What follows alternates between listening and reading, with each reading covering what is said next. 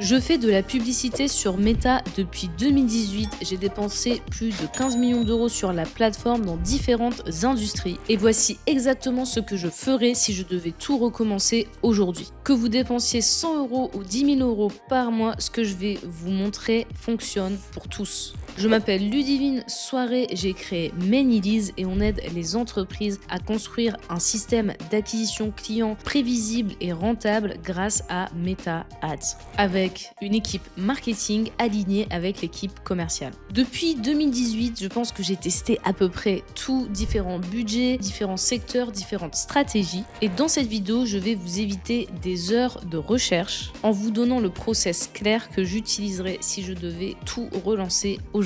Ce que je vais vous partager est complètement différent de ce que vous voyez ailleurs. Et à la fin, je vous partagerai une tactique bonus qui peut littéralement multiplier par 2 la rentabilité de vos campagnes sans dépenser 1 euro de plus en budget. Je pense que j'ai vu et appris beaucoup de choses sur Facebook Ads depuis toutes ces années. Et je sais que les pubs méta au début, ça peut paraître flou ou confus. Et donc dans cette vidéo, je vais vous montrer pas à pas ce que j'aurais fait pour obtenir les meilleurs résultats. Au lieu de couvrir toutes les choses que vous pourriez faire pour avoir de bons résultats sur Facebook et Instagram, je vais faire en sorte que vous vous concentriez sur les choses essentielles, les choses que vous devez faire concrètement si vous voulez réussir. Alors commençons par la feuille de route de cette vidéo pour que vous sachiez à quoi vous attendre. En premier, on va voir l'offre. Rien n'est plus important que cette première étape. Pourtant, de nombreux annonceurs ne le font pas. Je vais vous montrer la tactique ici pour créer une offre pour Meta. 2, on verra la structure de la campagne et du tunnel de vente. Il y a tellement de mauvaises informations sur ce sujet. Je vois beaucoup d'annonceurs qui font malheureusement ça mal et je vais vous montrer comment on va garder ça simple et efficace. Ensuite, on va entrer dans la partie design parce qu'en 3, on va voir la créative. Donc, je vais vous montrer comment obtenir une bonne créa même si vous n'avez pas de compétences en graphisme / design. Ensuite, on va parler d'une chose, c'est vraiment les annonceurs Meta sont obsédés par ça, le ciblage. Donc je vais vous montrer ce qu'il faut faire et ce qu'il ne faut pas plus faire d'ailleurs en 2025. Ensuite, 4e, nous allons parler du tracking et des données, donc les façons les plus intelligentes, les plus rapides et les plus faciles pour l'organiser correctement et avoir la bonne data dans son compte pub. Et nous parlerons en 5e des budgets et de l'équilibre. Et je vais vous donner un sujet bonus que je vais partager à la fin. Je sais que vous regardez cette vidéo et que vous êtes sérieux pour obtenir les meilleurs résultats sur Facebook car vous savez que cela peut être le changement dont vous avez besoin pour avoir de la croissance dans votre entreprise. Et je sais que vous avez la discipline et la patience d'attendre la fin de cette vidéo. Et si vous n'avez pas l'attention d'un annonceur hyper actif et que vous avez réussi à regarder, laissez-moi un commentaire pour que je sache à la fin si vous êtes resté jusqu'au bout. Et je regarderai dans la section commentaires. Allez, c'est parti.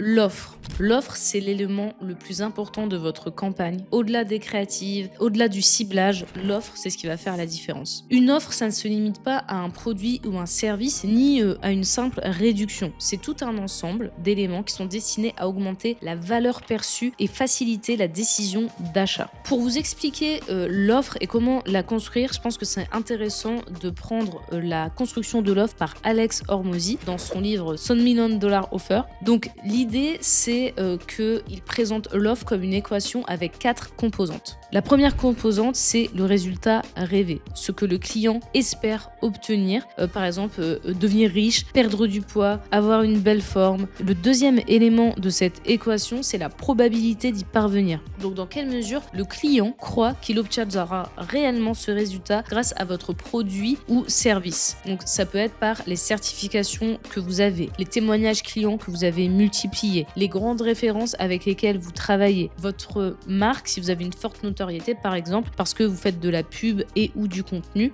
ça c'est ce qui va lui faire dire qu'il y a une probabilité qu'il arrive au résultat espéré, donc le résultat rêvé. 3, le temps nécessaire, le délai pour atteindre le résultat. Est-ce qu'il va atteindre ce résultat en 30 jours? Est-ce qu'il va l'atteindre plutôt en 90 jours? Par exemple, il y a une offre Domino's Pizza aux États-Unis, ils livrent la pizza en 30 minutes, sinon on est remboursé. Donc ça, c'est une offre où il joue sur le temps nécessaire et la personne sait qu'en 30 minutes, elle a sa pizza. Quatrième, effort et sacrifice, ça c'est la difficulté pour y arriver. Si je me mets à fond dans le sport pendant 1 an, je peux perdre du poids. Mais je peux aussi simplement aller faire une liposuction qui dure 1 heure. Donc l'idée est que le prospect doit penser que c'est facile, rapide et sans galère pour lui. Et une bonne offre, c'est très simple, une bonne offre, ça augmente le résultat rêvé et la probabilité d'y parvenir tout en réduisant le temps et l'effort nécessaires. Et comment, une fois qu'on a ça, on peut améliorer son offre déjà en étant différent.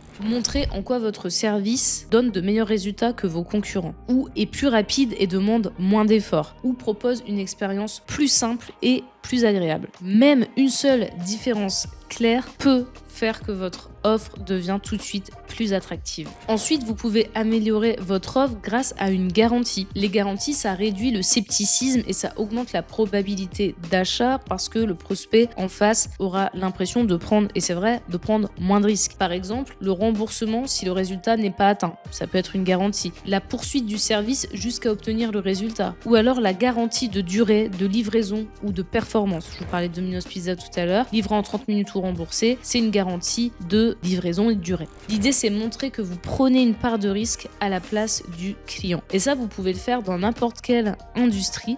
La garantie, ça fonctionne très bien. Et si vous êtes sûr d'amener de la qualité, eh bien, faites-le parce que ça augmente vraiment la valeur perçue de votre offre auprès du client. En troisième, vous avez la rareté et l'urgence. La rareté, en marketing, aussi, on dit aussi que c'est de la scarcity. C'est souvent confondu, la rareté et l'urgence, mais elles agissent différemment. La rareté, ça va être les quantités limitées. Vous allez avoir des places limitées, des créneaux pour prendre rendez-vous limités, un stock de produits limité. Ça, c'est ce qui va créer la rareté. Par exemple, si vous faites des consultations pour installer des pompes à chaleur, vous pouvez dire, voilà, j'ai X créneaux cette semaine. Après, eh bien, ce sera trop tard. Et ça peut pousser les personnes à prendre rendez-vous, alors que s'il n'y avait pas cette mention-là, ils ne le feraient pas forcément. Et l'urgence, c'est différent, puisque là, c'est une limite de temps. Donc votre offre est valable jusqu'à, et là vous mettez une date donnée. Et ça marche bien aussi dans les secteurs où l'État régule les marchés et où vous pouvez dire voilà, dispo jusqu'à la loi 2 qui sera appliquée telle date. Okay, donc ça, la scarcity, donc la rareté et l'urgence, combinées avec un élément différenciant plus la garantie, vous avez déjà une offre sur votre page sur laquelle vous allez envoyer votre prospect qui est 10 fois plus puissante potentiellement que vos concurrents. Et enfin, en quatrième, moi je mettrais la preuve sociale. La preuve sociale, c'est que vous allez renforcer votre crédibilité. Vous allez pouvoir mettre des avis, des témoignages, des notes, des scores de confiance, des références, des accréditations. Vous pouvez mettre aussi en avant des clients célèbres ou des partenaires. Vous avez aussi des preuves visibles comme des vidéos études de cas, des slides études de cas que vous pouvez mettre sur votre site, sur votre page pour montrer que ça fonctionne, que vous avez des résultats, que vous savez ce que vous faites et c'est pas vous qui le dites, c'est vos clients. Ensuite, en deuxième, on a la structure de campagne. Maintenant qu'on a notre offre, on veut structurer correctement notre campagne et là, vous n'allez pas vous compliquer la vie à ce niveau, surtout en 2025. Vous allez garder les choses très simples. Vous allez faire 2 campagnes dans votre compte. Une campagne de testing qui va vous permettre de tester vos créatives et une campagne de scaling qui va, elle, vous permettre de pousser vos éléments gagnants. Dans la campagne de testing, vous allez tester des formats. Donc, par exemple, vous allez tester des images, des vidéos, des gifs, des carousels. Vous allez tester dans ces formats différents angles, l'angle de la preuve sociale, l'angle des bénéfices, l'angle du problème, etc. Et vous allez mettre tout ça à l'intérieur d'un concept. Le concept, ça peut être un micro-trottoir, un faux podcast, un UGC, un eux contre nous, un avant-après. Et vous allez adresser aussi ces créas à différents niveaux de conscience. Vous voyez qu'il y a différentes couches pour faire une bonne créa. Quand je dis différents niveaux de conscience, vous pouvez avoir ce petit moyen mémotechnique. Vous retenez tofu, mofu, bofu. Tofu, c'est le haut du funnel. Ça va être des personnes qui sont conscientes ou inconscientes du problème. Donc là, vous allez leur parler du problème et petit à petit, dans votre vidéo ou dans votre image, vous allez introduire la solution. Mais l'idée, c'est de les attirer avec le problème parce qu'ils n'ont pas forcément conscience de la solution. Ceux qui vont avoir conscience de la solution vont être dans la partie mofu, milieu de de funnel, middle of funnel. Eux sont conscients qu'il existe une solution, mais pas forcément la vôtre. Donc là, vous allez pouvoir utiliser d'autres concepts pour cibler cette cible. Et enfin, vous avez le bottom of funnel, donc le bas du funnel. C'est des personnes qui sont prêtes, qui connaissent votre produit, qui connaissent peut-être déjà votre entreprise de près ou de loin, qui sont prêtes à acheter, qui ont besoin juste peut-être d'une promotion, qui ont besoin d'un peu plus de confiance renforcée. Et c'est souvent le segment qui est ciblé par la plupart des équipes marketing, sauf que je vous rappelle que ça représente que 3% des personnes que vous pouvez aller cibler dans votre marché. Donc pensez à élargir avec des créas qui vont parler vraiment au tofu et mofu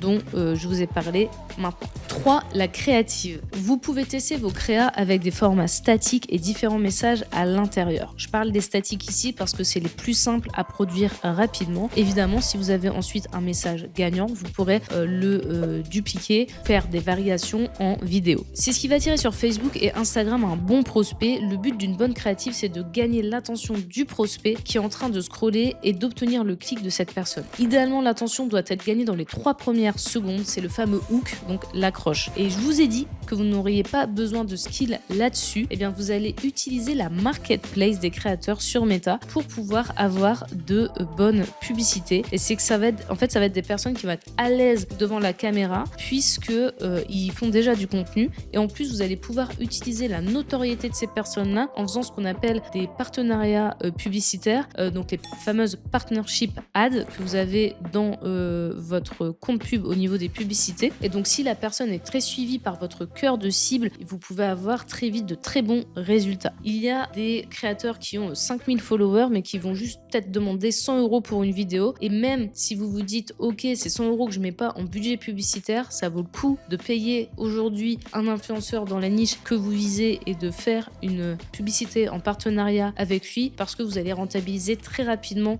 cet investissement, même si du coup ça fait 100 € de budget en moins en pub. Je vous conseille vraiment de faire cette technique et donc d'utiliser la marketplace de Facebook. Maintenant, passons au ciblage. Donc, il faut bien comprendre que dans le ciblage, quand vous êtes au niveau des audiences, vous avez 2 volets. Le volet contrôle et le volet suggestion. Ce que vous allez mettre dans la partie contrôle sera dans tous les cas pris en compte par Meta. Et donc, si vous mettez un âge, vous mettez une localisation, ça sera bien pris en compte. Je vous conseille, si vous êtes par exemple en train de faire de la pub sur un milieu local, d'utiliser le contrôle des audiences. Mais ensuite, dans suggestion, c'est là où vous allez pouvoir mettre par exemple vos intérêts, etc. Je vous conseille en fait de laisser ce qu'on appelle broad, donc de laisser large et de laisser Meta faire son travail juste avec les informations que vous aurez données dans contrôle. Et moi d'ailleurs, souvent ce que je fais, c'est que je ne mets même pas de tranche d'âge, je mets juste, si je suis sur un secteur géographique précis, le secteur. Ensuite, je sais que mon ciblage se fera, on en a parlé juste avant, par la créative. Et bien que tout le monde était obsédé par le ciblage jusqu'en 2025, finalement, allez, fin 2024, début 2025, et on parlait que de ça finalement dans le media buying avant parce que c'était super important. L'arrivée d'Advantage Plus et l'arrivée de la mise à jour Andromeda, j'ai fait une vidéo sur ce sujet sur la chaîne si vous souhaitez en savoir plus, fait que les audiences deviennent obsolètes. Ce qui va nous permettre de cibler, c'est la créa. En 5e, on va voir le tracking et la data. Alors si je fais une vidéo uniquement sur ce sujet, personne va la regarder, c'est le truc super ennuyant que personne veut faire, mais je peux vous dire que c'est super important. Et en plus, vous n'avez pas besoin d'être technique. Moi, ce que je veux vous dire, c'est que vous devez mettre le pixel et l'API de conversion sur votre compte pub pour faire remonter correctement le comportement des utilisateurs sur vos pages vers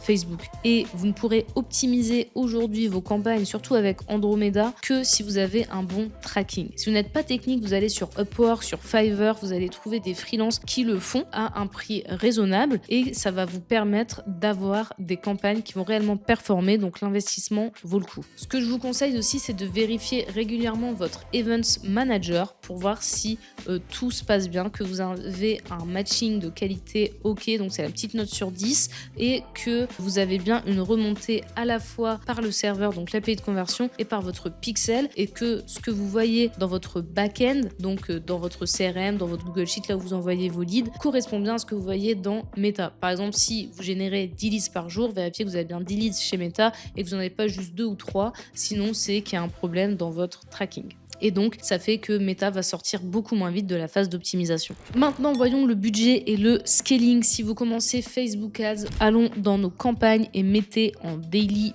budget. Il n'y a pas de montant spécifique, mais commencez avec un budget que vous pouvez vous permettre de perdre. Quand je dis daily budget, c'est budget quotidien. Vous ne voulez pas que votre entreprise se retrouve en difficulté si votre campagne ne performe pas au jour 1. Donc mettez un budget avec lequel vous êtes à l'aise. C'est irréaliste de penser que tout va fonctionner dès le départ. C'est pas comme ça que fonctionne Meta, mais vous ne voulez pas que ce budget en fait soit trop petit pour ne pas vraiment s'en occuper, parce que j'ai déjà vu ça, on a un budget trop petit sur Facebook par rapport à ce qu'on génère dans l'entreprise. Du coup, on s'en occupe pas trop et puis à la fin, on se rend compte qu'on a dépensé quand même pas mal, mais on n'a rien optimisé. Et il faut pas que ce soit trop gros pour pas vous mettre en difficulté. Le bon équilibre, c'est quelque part entre ces deux états d'esprit. Le but, c'est de ne pas prendre trop de risques et de vous protéger, de ne pas prendre à la légère ce que vous investissez sur Meta, parce que ça peut aller très vite. Quand vos campagnes ont du succès, alors là, on scale, ça veut dire qu'on augmente les budgets. Mais seulement quand on se rend compte qu'on a du succès, même à petit budget. Et il ne faut pas les scaler si elles ne sont pas rentables, vos campagnes. Le but, c'est d'avoir de la rentabilité. Quand on atteint la rentabilité, on dit qu'on augmente le budget et ça nous permet d'obtenir plus de chiffre d'affaires, plus de profit. Il faut aussi savoir que quand vous scalez, votre ROS, donc votre retour sur le budget dépensé, diminue.